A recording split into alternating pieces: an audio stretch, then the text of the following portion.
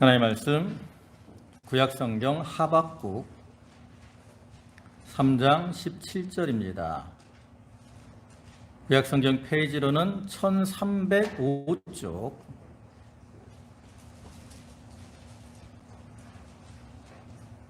구약성경 끝에서 5번째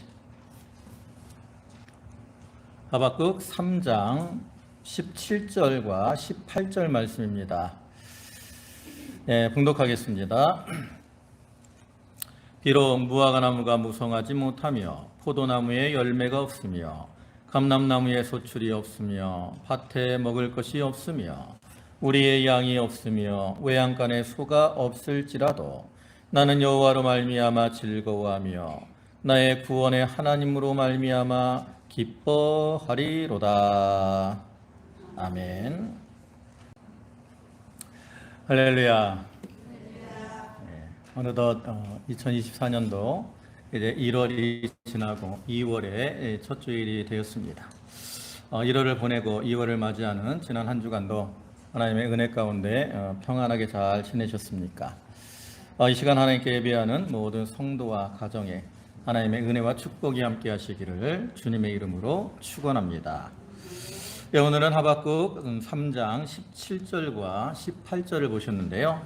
그 중에 18절의 말씀을 보면 나는 여호와로 말미암아 즐거워하며 나의 구원의 하나님으로 말미암아 기뻐하리로다, 이렇게 말씀하고 있는데요. 이 말씀을 근거로 해서 여호와로 기뻐하는 삶이라는 제목으로 함께 은혜를 나누고자 합니다.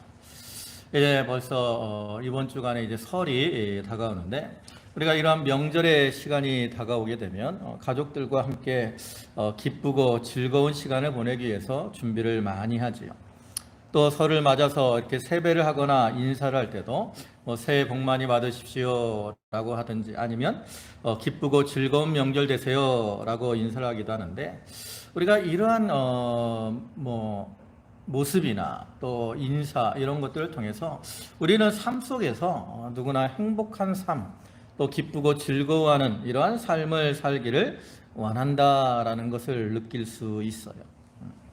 근데 사람들이 이처럼 행복하고 기쁨과 또 즐거움이 넘치는 삶을 살기를 원하지만 실제 삶 속에서는 우리가 그러한 모든 사람이 그러한 복을 누리거나 또 기쁘고 즐거워하는 삶을 사는 것은 아니죠. 어떤 사람들은 복을 누리고 또 기쁨과 즐거움이 넘치는 삶을 살기도 하지만 또 어떤 사람들은 고통과 괴로움의 삶을 살기도 합니다. 근데 우리가 알아야 될 것은 많은 사람들은 이 기쁨과 즐거움, 어떤 행복이 자기의 환경에 영향을 받는 것이다 라고 많이들 생각을 하는데, 실제적으로는 어떤 주변 환경이 영향이 없는 건 아닌데 그러한 주변 환경보다는 보통 사람의 마음에 어떤 이 영향을 많이 받고 있고요.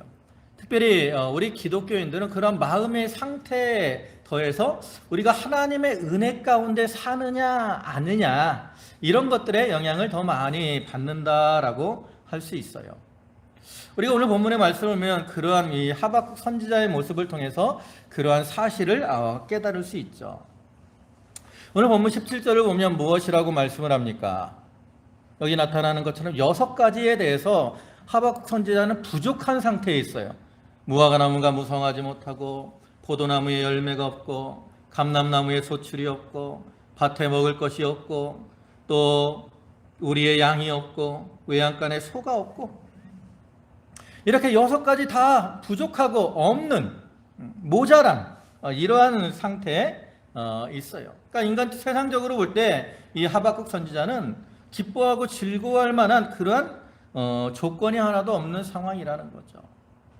그러한 상황에서 하박국 선지자는 본문에서 고백하고 있는 것처럼 그는 여호와로 인하여 기뻐하며 즐거워한다, 기쁨과 즐거움이 넘치는 삶을 살아가고 있다라는 거죠. 그래서 우리가 이러한 하박국 선지자와 같이 우리가 비록 세상적으로는 부족한 것이 많고 기뻐할 수 있는 그러한 환경이 아닐지라도 참으로 우리가 하나님과 함께함으로 기뻐하고 즐거워하는 그러한 자들이 자로 살아가야 된다라는 거죠. 그래서 우리가 본문의 말씀을 통해서 이렇게 하박국 선지자가 이렇게 기쁨과 즐거움의 삶을 살았던 그러한 비결, 그러한 모습들을 생각해보고 우리도 우리의 삶 속에서 이렇게 기쁨과 즐거움이 넘치는 그러한 삶을 사는 성도들이 다 되도록 해야 되겠습니다. 먼저 이제 이 하박국 선지자의 모습을 보면 본문에서는 하박국이 여호와로 인하여 말미암아 즐거워하고 또 구원의 하나님으로 인해 기뻐한다라고 말씀을 하고 있는데, 사실 앞에서도 잠깐 얘기했지만 이 하박국 선지자는 환경적으로나 그 시대적으로나 기뻐하거나 즐거워할 수 있는 그러한 상황이 아니었어요. 이 하박국 선지자가 활동을 하던 시대는 그 요시야 왕 이후부터 이제 이 유다가 멸망하기까지 약 주전 625년부터 608년까지 시대입니다. 그때 이때 함께 활동했던 선지자가 예레미야 선지자인데요. 우리가 예레미야서를 쭉 보시면 그 시대는 참으로 하나님을 떠나고 죄악이 관영함으로 하나님의 심판이 예고되어 있는 그러한 시대였어요. 그래서 예레미야 1장 16절을 보면 무리가 나를 버리고 다른 신들에게 분향하며 자기 손으로 만든 것들에 절하였은즉 내가 나의 심판을 그들에게 선고하여 그들의 모든 죄악을 징계하리라. 이와 같이 이스라엘 백성들이 하나님을 버리고 다른 신에게 분향하고 우상에게 절을 함으로 하나님께서 그들을 심판하시겠다라고 경고를 하셨죠. 특별히 이 시대는 백성들이 아니라 그 지도자들이 더욱 죄악 가운데 있었습니다. 예레미야 2장 8절 보면 제사장들은 여호와께서 어디 계시냐 말하지 아니하였으며 율법을 다루는 자들은 나를 알지 못하며 관리들도 나를 반역하며 선지자들은 바알의 이름으로 예언하고 무익한 것들을 따랐느니라. 여기 보면 제사장들, 율법을 다루는 자들은 재판관들을 가리키는 거예요. 그래서 제사장들, 재판관들, 관리들, 선지자들, 이 지도층에 있는 사람들이 먼저 하나님을 떠나서 죄악 가운데 거하고 있었고, 그러한 가운데서 백성들도 이제 그러한 지도자를 따라서 하나님을 떠나 우상을 섬기고 불의를 행하는 이러한 가운데 있었다라는 거죠. 그래서 이렇게 우상이 만연하고 죄악이 관영한 이러한 시대에 하나님의 선지자인 이 하박국이 기쁨과 즐거움을 누릴 수가 있겠습니까? 그럼에도 하박국 선지자는 나는 여호와로 인하여 즐거워하며 또 나의 구원의 하나님으로 인하여 기뻐한다라고 말을 하고 있는 거예요. 근데 우리가 이제 쭉 살펴보면 그 중에 한 가지 알아야 될 것은 하박국 선지자가 처음부터 이러한 기쁨과 즐거움을 누리는 것이 아니었다라는 거죠. 우리가 이 하박국서 쭉 이 3장에 걸쳐서 쭉 살펴보면 하박국이 처음에는 이 이스라엘 백성들로 인해서 그러한 죄악의 모습을 보면서 참 하나님 앞에 탄식하며 또 낙심하는, 부르짖는 이러한 모습을 볼 수 있습니다. 그것이 이제 1장에 나오는데 1장 2절부터입니다. 거기 보시면 여호와여 내가 부르짖어도 주께서 듣지 아니하시니 어느 때까지리까 내가 강포로 말미암아 외쳐도 주께서 구원하지 아니하시나이다. 어찌하여 내게 죄악을 보게 하시며 패역을 눈으로 보게 하시나이까. 겁탈과 강포가 내 앞에 있고 변론과 분쟁이 일어났나이다. 이러므로 율법이 해이하고 정의가 전혀 시행되지 못하오니 이는 악인이 의인을 애워쌌으므로 정의가 굽게 행하여짐이니이다. 이 말씀처럼 이 하박국 선지자는 그 유다 나라의 이런 죄악상을 보면서 하나님 앞에 탄식하고 부르짖고 있어요.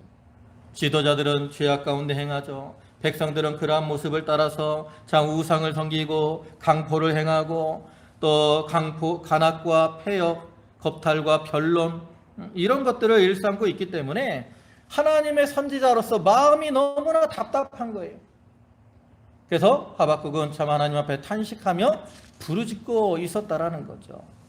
그리고 이런 상태에서 이제 하박국이 기도하니까 하나님께서는 하박국 선지자에게 뭐라고 말씀하시냐면 갈대아 사람들을 통해서 이스라엘을 징계하실 것이다 라고 말씀을 하셔요. 그것이 이제 1장 5절부터인데 5절에 보면 여호와께서 이르시되 너희는 여러 나라를 보고 또 보고 놀라고 또 놀랄지어다.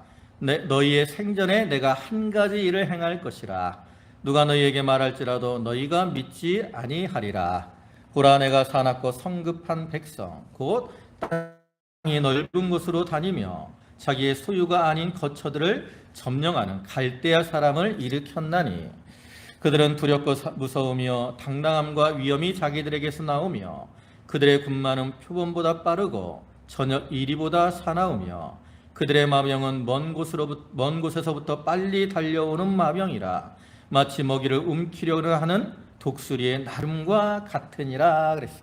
이 말은 하나님께서 이 사납고 강한 이 바벨론을 통해서 유다 나라를 징계하실 것을 경고하는 거죠. 근데 하박국 선지자는 이것도 이해할 수가 없었어요. 왜냐하면 이 유다를 치는 이 바벨론은 원래 우상을 섬기는 그러한 나라이고 또 하박국 선지자가 생각할 때는 이 유다보다 더 악한 이러한 자들이라는 거죠.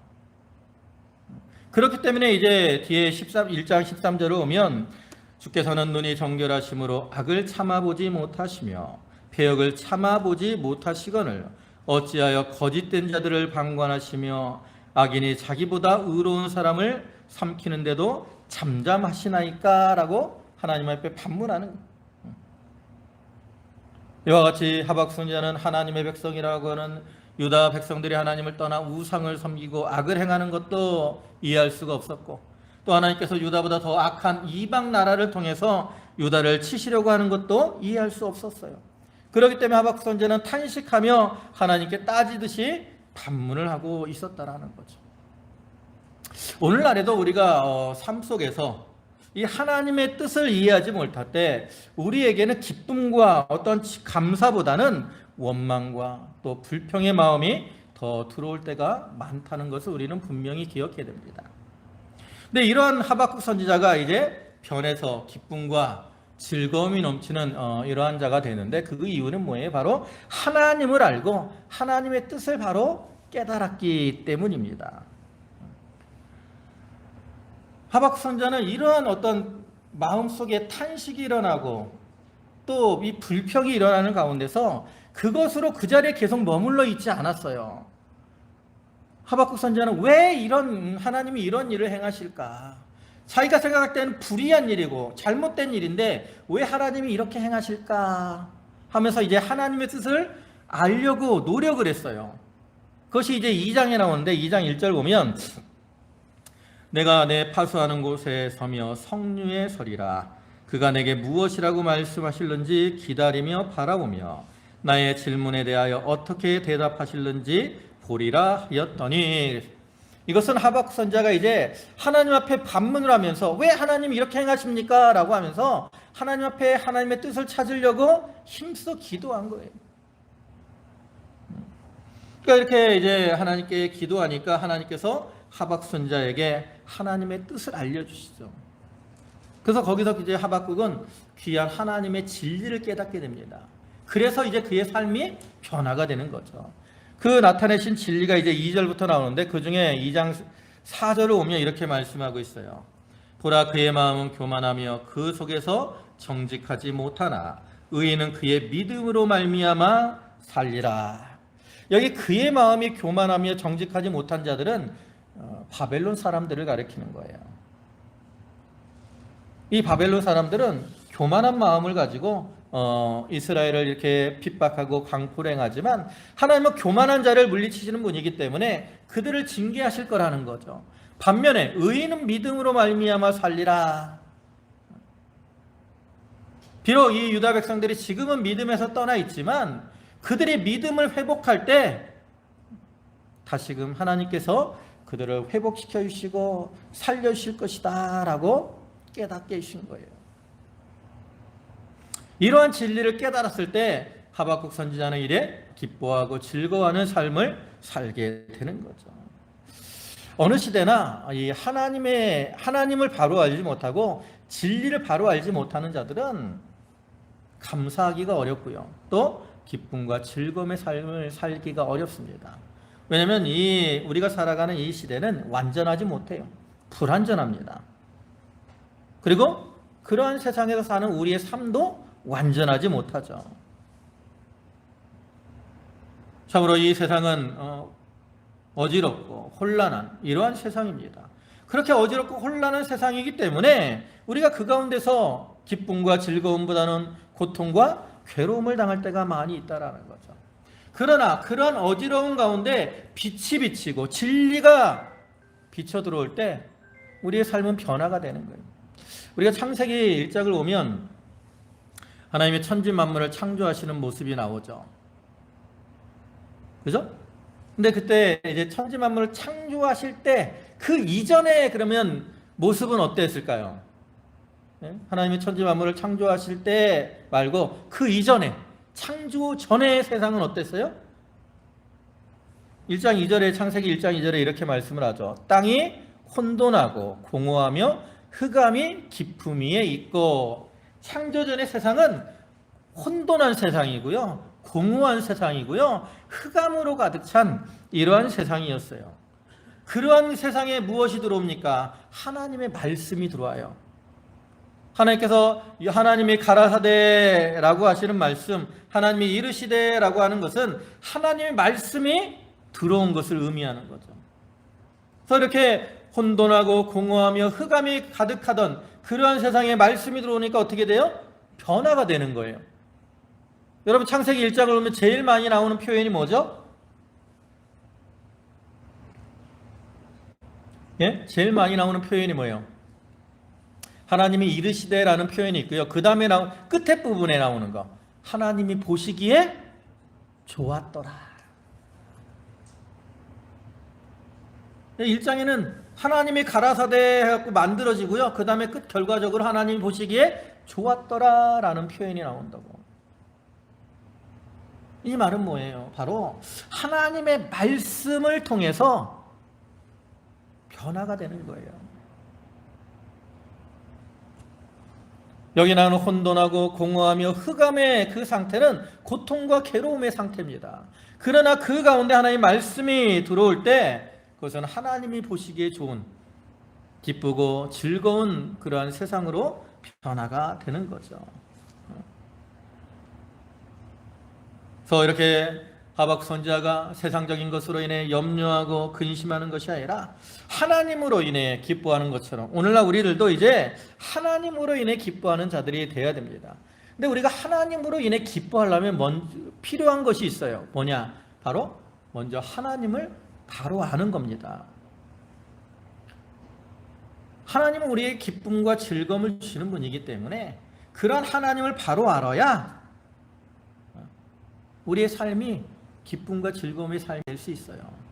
또 예레미야 선지자는 예레미야 24장 7절에서 나는 내가 여호와인 줄 아는 마음을 그들에게 주어서 그들이 전심으로 내게 돌아오게 하리니 그들은 내 백성이 되겠고 나는 그들의 하나님이 되리라. 여호와를 알 때 하나님께 돌아가서 하나님의 백성으로 살아갈 수 있어요. 또 호세아 6장 3절에서는 그러므로 우리가 여호와를 알자, 힘써 여호와를 알자. 그의 나타나심은 새벽 빛같이 어김없나니 비와 같이 땅을 적시는 늦은 비와 같이 우리에게 임하시리라 하니라. 이렇게 여호와를 아는 자들에게는 빛이 또 땅을 적시는 비와 같이 풍성한 은혜를 더하신다라는 거죠. 그래서 이러한 말씀들과 같이 우리가 하나님을 알 때 하나님의 백성이 되고 하나님이 주시는 이러한 풍성한 은혜를 누리기 때문에 우리의 삶은 기쁘고 즐거운 삶이 될 수가 있다라는 거죠. 그러면 이제 하나님은 어떤 분이시죠? 우리가 하는 하나님은 어떤 분이실까? 우리가 아는 하나님에 대해서 이제 살펴보면 첫째로는 능력의 하나님입니다. 고린도후서 4장 7절 보면 이는 심히 큰 능력이 하나님께 있고, 이 말씀처럼 하나님은 큰 능력을 가지신 분이에요. 우리가 하나님을 향해서 창조주 하나님이라고 그러잖아요. 창조주 하나님. 천지 만물을 창조하시고 그 능력으로 지금도 다스리시고 주관하시는 그러한 하나님. 그런 하나님께서 능력으로 우리를 붙드시고 보호하시고 인도해 주십니다. 이스라엘 백성들이 애굽에서 종살이하고 있을 때 하나님께서 그 크신 능력으로 그들을 구원해 주셨고요. 그 크신 능력으로 홍해를 가르쳐서 건너게 하셨고, 그 크신 능력으로 하늘에서 광야 생활 40년 동안 만나를 내려주시고 반석에서 물이 나게 하시고 그들의 옷이 낡아지지 않고 신이 헤어지지 않도록 해주셨어요. 과거에 이와 같이 크신 능력으로 이스라엘 백성들을 인도하신 하나님께서 이 하박국 선지자에게도 이제 이스라엘 백성들이 죄악으로 인해서 바벨론의 징계를 받게 될 것이지만 또 때가 되면 하나님께서 그들을 회복시켜 주실 것이다 라고 약속을 하셨다라는 거죠. 그래서 하박국 선지자가 그런 하나님의 능력을 깨달았기 때문에 그는 아무것도, 무화과나무도 없고 포도나무 열매도 없고 감람나무 소출도 없고 밭에 먹을 것도 없고 또 우리의 양도 없고 외양간에 소도 없는 그러한 상태에서도 기뻐하고 즐거워할 수 있는 거예요. 여러분, 여기 나오는 무화과나무, 또 포도나무, 감람나무, 우리나라는 이런 나무가 흔하지 않은데 이스라엘 백성들에게 있어서 이 나무는 생활에 가장 필요한 식물들을 가리킵니다. 가장 필요한 게 없는 거예요. 또 밭에 식물도 없고 우리의 양도 없고 외양간에 소도 없는 것처럼 땅이 황폐하고 모든 것이 다 사라진 이러한 절망적인 상태라고. 그렇지만 하박국 선지자는 능력의 하나님께서 회복시켜 주시고 도와주실 것을 믿었기 때문에 그로 인해 기뻐하며 즐거워할 수 있었다라는 거죠. 우리가 욥기를 보면 욥의 고난이 나옵니다. 동방에 제일 가는 부자였고 10자녀가 있어서 행복하던 그러한 욥이었지만 하루아침에 10명의 자녀가 다 죽고요. 또 그 풍부하던 재산이 다 없어지고 또 육신적으로는 병이 나서 악창이 나서 몸을 기왓장으로 긁는다고. 여러분, 이 몸 가려운 거 이게 참기 참 어렵잖아요. 그러한 고통이 있어요. 그뿐만 아니라 또 사람들이 아내는 하나님을 저주하고 죽으라 그러죠. 또 친한 친구들은 와서 욥에게 네가 죄를 지어서 이렇게 고난을 당한다라고 하면서 욥을 정죄하고 비난하는 이러한 상황이 있어요. 여러분, 그런 욥의 상태를 한번 생각해 보세요. 얼마나 그 마음까지도, 몸뿐 아니라 그 마음까지도 얼마나 고통스러울까. 그런데 그러한 상황에서도 욥은 능력의 하나님을 믿었기 때문에 그 고난을 이겨내고 마침내는 갑절의 축복을 받게 되었다라는 거죠. 그와 같이 우리가 어떠한 고난의 상황에 처할지라도 하나님은 능력으로 우리를 도와주시고 또한 우리의 모든 필요를 채워주시는 그러한 하나님이십니다. 우리는 내가 섬기는 하나님은 이러한 능력의 하나님이다라는 것을 분명히 기억해야 돼요. 그러면 내가 삶 속에서 여러 가지 힘들고 어려운 그러한 절망적인 상황에 처할지라도 이러한 능력의 하나님께서 나를 도와주셔서 회복시켜 주시고 승리케 해주실 것을 믿고 나아가게 되는 거죠. 우리 모든 성도들이 이러한 확신 가운데 능력의 하나님으로 인해서 기뻐하며 즐거워하는 그러한 성도들이 다 되시기를 주님의 이름으로 축원합니다. 그다음 두 번째로 하나님은 어떤 하나님이냐? 바로 사랑의 하나님이 되십니다. 요한일서 4장 7절과 8절입니다. 사랑하는 자들아, 우리가 서로 사랑하자. 사랑은 하나님께 속한 것이니 사랑하는 자마다 하나님께로부터 나서 하나님을 알고 사랑하지 아니하는 자는 하나님을 알지 못하나니 이는 하나님은 사랑이심이라. 하나님 사랑의 하나님이십니다. 사랑은 하나님께 속한 것이죠. 그래서 이러한 사랑, 하나님의 사랑은 우리의 사랑과는 비교할 수 없어요. 그런 무한한 사랑, 그런 사랑의 하나님이신데 하나님께서 그러한 사랑을 그냥 품고만 계시지 않아요. 어떻게 해요? 우리에게 베풀어 주셔요. 우리는 사랑한다라고 하면서 그냥 품고만 있을 때가 많이 있죠. 아내를 사랑하는데 그냥 마음으로만 사랑해요. 표현을 안 해. 우리나라 남자들이 무뚝뚝하죠. 그래서 이 아내에 대한 사랑 표현을 잘 하지 않습니다. 그러면서도 남자들은 어떻게 생각해요? 말 안 해도 다 알 거야 라고 생각을 하죠.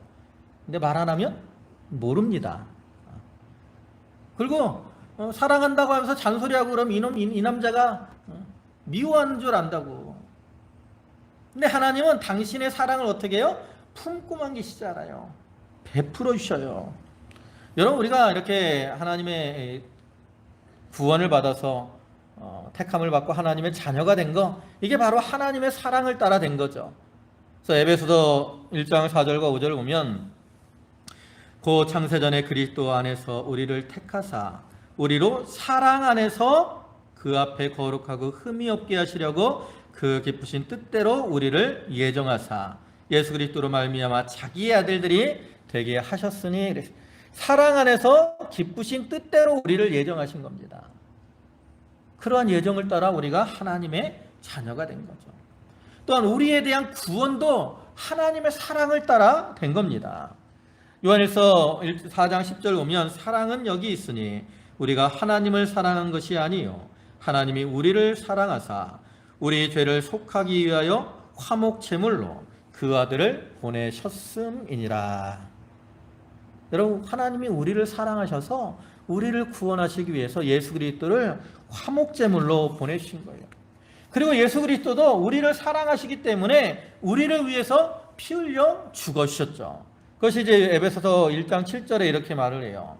우리는 그리스도 안에서 그의 은혜의 풍성함을 따라 그의 피로 말미암아 속량 곧 죄 사함을 받았느니라. 여기 은혜의 풍성함, 이게 바로 사랑을 가리키는 거예요. 그리스도의 사랑의 풍성함을 통해서 예수 그리스도의 피로 우리가 죄 사함을 받은 겁니다. 그래서 그리스도의 죽으심, 구원, 이거는 우리에 대한 하나님의 사랑을 확증하는 것이다라고 로마서 5장 8절에서도 말씀하잖아요.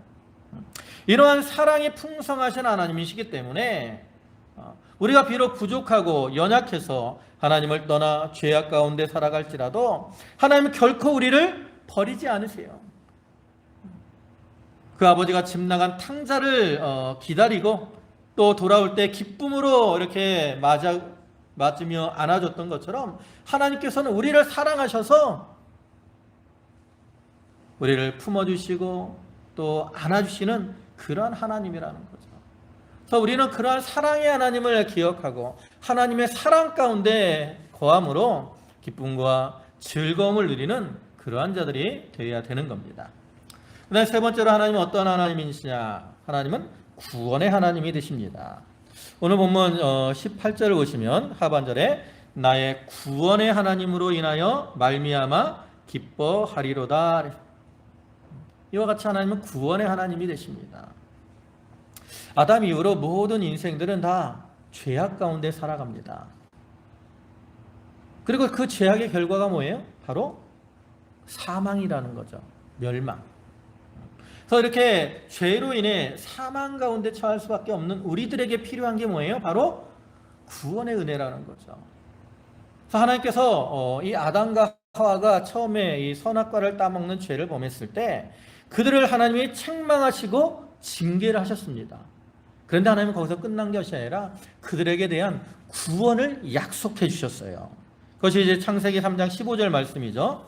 거기 오면 내가 너로 여자와 원수가 되게 하고 내 후손도 여자의 후손과 원수가 되게 하리니 여자의 후손은 내 머리를 상하게 할 것이요 너는 그의 발꿈치를 상하게 할 것이니라 하시고, 여기 나온 이 말씀을 이제 우리가 신학적으로 원복음이라 그래요. 최초의 복음, 그리스도를 통한 구원의 약속입니다. 하나님이 이러한 약속을 주셨어요. 그뿐만 아니라 그들이 이제 죄를 범하니까 무엇을 느끼게 됐죠? 부끄러움을 느끼게 됐어요. 그들이 벌거벗었으므로 부끄러워서 그랬잖아요. 하나님은 그러한 부끄러움을 가리기 위해서 어떻게 해요? 그들은 나무 잎으로 이 부끄러움을 가리려고 했는데 하나님은 짐승을 잡아서 그 가죽옷을 지어 입혀서 그들의 부끄러움을 가려주셨죠. 이것은 장차 그리스도를 통해서 우리가 구원을 받고 죄로 인한 부끄러움에서 벗어나게 될 것을 예표해 주는 건데, 하나님이 이러한 예언처럼 이제 독생자 예수 그리스도를 세상에 보내시고 그리스도께서 우리의 죄를 담당하시고 이제 십자가에 피 흘려 죽으심으로 그리고 부활하심으로 우리의 죄를 사하시고 그다음에 우리를 그 죄에서 구원해 주셨어요. 그래서 우리는 이러한 구원의 은혜를 입은 자가 되었고요. 그 구원의 은혜로 인해서 사망에서 영생의 자리로 들어갔고 죄의 종되던 자리에서 하나님의 자녀가 되는 그러한 자리에 들어가게 되었다라는 거죠. 그래서 우리가 이러한 구원의 은혜, 구원의 하나님을 기억하고 그러한 구원의 은혜 속에 살 때 우리의 삶은 기쁨과 즐거움이 넘치는 삶이 되는 겁니다. 그 다음에 네 번째로 하나님은 어떤 하나님이시냐? 은혜의 하나님입니다. 하나님은 은혜의 하나님으로서 우리에게 구원의 은혜를 베풀어 주시고 또 믿지 않는 자들에게도 자연 은총을 통해서 여러 가지 은혜들을 베풀어 주시는 분이에요. 그래서 로마서 11장 거기 5절과 6절을 보면 그런즉 이와 같이 지금도 은혜로 택하심을 따라 남은 자가 있느니라. 만일 은혜로 된 것이면 행위로 말미암지 않음이니 그렇지 않으면 은혜가 은혜되지 못함이니라. 모든 것은 다 은혜로 된 겁니다. 우리가 구원받은 거, 하나님의 자녀가 된 거, 영생을 얻은 거 다 하나님의 은혜가 된 거.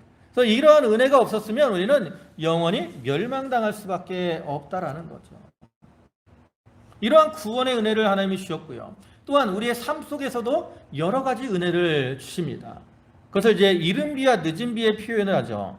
요엘서 2장 23절 보면 시온의 자녀들아 너희는 너희 하나님 여호와로 말미암아 기뻐하며 즐거워할지어다. 그가 너희를 위하여 비를 내리시되 이른 비를 너희에게 적당하게 주시리니 이른 비와 늦은 비가 예전과 같을 것이라. 여기 이른 비와 늦은 비가 나오잖아요. 이른 비는 농사를 시작할 때 내리는 비고요. 늦은 비는 이제 농사를 마무리하고 추수할 때 내리는 비인데 곡식의 결실에 아주 유익한 비라고. 그래서 이른 비와 늦은 비는 하나님께서 우리에게 때를 따라 주시는 은혜를 나타나는데 이러한 은혜를 베풀어 주시는 은혜의 하나님이 되신다라는 거죠.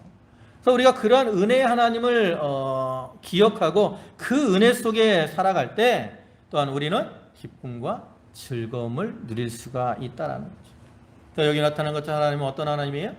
능력의 하나님이고 사랑의 하나님이고 또 구원의 하나님이고 은혜의 하나님이 되십니다.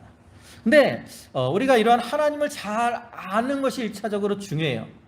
근데 그 다음에는 이렇게 알았으면 그 다음에 어떻게 해야 돼요? 아는 것으로 그치면 안 됩니다. 우리가 이렇게 하나님을 알았으면 이제는 그런 하나님께 소망을 두고 하나님을 의지하고 살아야 돼요. 우리가 아무리 많은 지식을 가지고 있다 할지라도 그것을 실천하지 않으면 그 지식은 다 헛된 것에 불과합니다. 내가 많은 것을 알고 있어요. 우리 이제 교회 다니시는 분들이니까 하나님에 대한 지식도 많이 알죠. 말씀에 대한 지식, 하나님이 우리에게 원하시는 모습, 하나님이 기뻐하시는 모습, 우리가 이런 것들 잘 압니다. 근데 중요한 건 뭐냐? 그냥 아는 것으로 그치면 안 된다라는 거죠. 우리가 예배할 때도 하나님이 어떻게 우리에게 예배하라 그랬어요? 신령과 진정으로 예배하라 그랬고요. 그다음에 너희 몸을 하나님이 기뻐하시는 산 제사로 하나님께 드리라 말씀을 합니다. 그럼 우리가 예배를 드릴 때 하나님이 기뻐하시는 예배를 드려야 돼. 신령과 진정으로 드려지는 예배가 돼야 됩니다. 근데 그러지 못하면 예배를 통해서 주시는 은혜가 없다라는 거죠. 여러분들은 이 예배 시간에 어떤 마음으로 앉아 계십니까? 목사님 보려고? 안 오면 목사님 뭐라 그러니까? 우리는 이 예배 시간을 통해서 하나님을 만나러 와야 돼요. 이 예배를 통해서 하나님을 만나야 됩니다. 그래야 예배 시간이 나에게 기쁨이 되고 은혜가 되는 거예요. 그렇지 못하면 아무리 주일에 힘써서 나와서 앉아 있어도 그냥 몸만 힘들죠. 머릿속엔 딴 생각만 있어요. 집에 가면 뭐 해야 되는데 뭐 해야 되는데 그냥 알고만 있는 거예요. 알고만. 실천이 없으면 그 사람의 신앙생활은 아무리 수고를 많이 하고 열심히 봉사를 많이 하더라도 다 헛된 거예요. 하나님이 그 사람 보고 너는 잘하였다라고 칭찬하시지 않는다라는 거죠. 또한 자기 자신의 삶 속에 기쁨과 즐거움이 없어요. 우리가 하나님을 바로 알고 하나님의 뜻을 바로 알았으면 그에 대한 실천과 행함이 있어야 된다라는 거죠. 우리가 하나님을 아는 것은 하나님을 아는 것으로 그치는 것이 아니라 그분을 신뢰하고 그분께 소망을 두고 살아가는 겁니다. 그래서 하나님께 소망을 두고 살아가는 자들에게는 하나님이 복을 신다라고 말씀을 해요. 시편 146편 5절 보면 야곱의 하나님을 자기의 도움으로 삼으며 여호와 자기 하나님에게 자기의 소망을 두는 자는 복이 있도다. 하나님께 소망을 두는 자가 복이 있어요. 그래서 바울은 하나님을 아는 지식을 가장 고상하게 여겼고요. 그 외에 다른 세상의 것들은 다 배설물과 같이 여겼다라고 말씀을 하죠. 그래서 우리도 이러한 바울과 같이 또 하박국 선지자와 같이 하나님을 아는 지식이 가장 고상한 줄 알고 이제 그러한 지식 가운데 하나님만을 사랑하고 하나님께만 소망을 두고 하나님만을 의지하며 살아가야 돼요. 그러면 그러한 자들에게는 하나님이 주시는 기쁨과 즐거움이 충만하게 되는 겁니다. 이제 말씀을 마무리하겠습니다. 참으로 하박국 선지자는 세상적으로 볼 때는 참으로 의지할 것이 하나도 없고 기뻐할 만한 것이 하나도 없는 그러한 상태였지만 그는 하나님으로 인해 기뻐하며 즐거워하는 자가 되었어요. 오늘날 세상 사람들은 돈이나 학벌 또 직장이나 권세 이런 것들을 자랑하고 그것으로 기뻐하며 즐거워하려고 하지만 그런 것들은 다 풀의 꽃과 같고 아침 안개와 같아서 금방 시들어지고 다 없어지는 겁니다. 그래서 그런 것들을 의지하는 자들은 그것이 사라질 때 기쁨과 즐거움을 잃어버릴 수밖에 없다라는 거죠. 그래서 우리는 세상 사람들이 이러한 헛된 세상 것으로 인해 기뻐하고 즐거워하는 것처럼 그렇게 즐거워하는 것이 아니라 하박국 선지자와 같이 여호와 하나님으로 인해 기뻐하며 즐거워하는 자가 되어야 됩니다. 하박국 선지자가 기도함으로 하나님의 뜻을 또 하나님과 하나님의 뜻을 바로 알고 그러한 하나님께 소망을 둠으로 기쁨과 즐거움으로 살았듯이 우리도 이제 하나님을 바로 알고 하나님께 소망을 둠으로 하나님으로 인해 기뻐하며 즐거워하는 그러한 자가 되어야 되겠습니다. 이러한 하나님으로 인한 여호와 하나님으로 인한 기쁨과 즐거움이 모든 성도들의 삶 속에 함께 하시기를 주님의 이름으로 축원합니다. 아멘. 기도하시겠습니다. 만복의 근원이 되시고 자비와 사랑과 긍휼이 풍성하신 주님 감사를 드립니다. 아버지 하나님, 하박국 선지자가 비록 무화과 나무가 무성하지 못하며 포도나무에 열매가 없으며 감람나무에 소출이 없으며 밭에 먹을 것이 없으며 우리의 양이 없으며 외양간에 소가 없을지라도 나는 여호와로 인하여 즐거워하며 구원의 하나님으로 인하여 기뻐하리로다 라고 고백한 것처럼 아버지 하나님, 우리의 삶도 여호와 하나님으로 인하여 기뻐하며 여호와 하나님으로 인하여 즐거워할 수 있는 삶이 되게 하여 주시옵소서. 마귀는 여러 가지 세상 것들로 우리 마음속에 염려를 넣으려고 합니다. 주여, 저희가 이러한 염려와 근심 다 하나님께 맡기고 이제 하나님 안에서 기쁨과 즐거움의 삶을 살게 하여 주옵소서. 하나님, 참으로 능력의 하나님, 사랑의 하나님, 구원의 하나님, 은혜의 하나님이 우리와 함께 하신 그것을 믿는 믿음 가운데 하나님께 소망두고 하나님을 신뢰함으로 우리의 삶 속에 기쁨과 즐거움이 충만케 되기를 간절히 소원하옵나이다. 아버지 하나님, 오늘도 귀한 주일을 허락하시고 또 저희를 불러주심에 감사를 드립니다. 저희 성도들 감사함으로 주님께 예물을 드렸사오니 바치는 손길과 심령을 기억하여 주시고 하늘의 신령한 것과 땅의 기름진 것으로 저들에게 충만케 채워 주시옵소서. 감사하오며 예수님의 이름으로 기도 올리옵나이다. 아멘.